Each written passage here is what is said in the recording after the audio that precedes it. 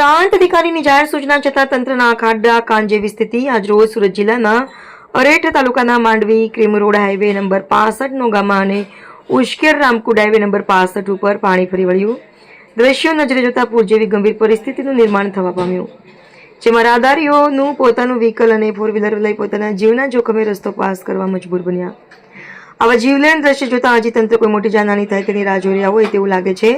તંત્ર તરફથી કોઈ પણ પ્રકારના બેરિકેડ કે સૂચનાના બોર્ડ લગાવવામાં આવ્યા નથી। ગયા વર્ષે પણ આ જ રીતના દ્રશ્યો સર્જાયા હતા।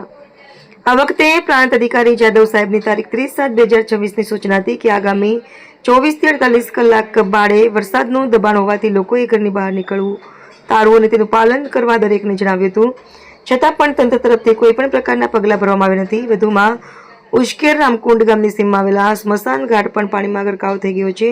એની બાજુમાં આવેલ ખૂબ વિશાળ સંખ્યામાં સોલાર પેનલનો પાવર પ્રોજેક્ટ પણ પાણીમાં ગરકાવ થઈ ગયો હતો।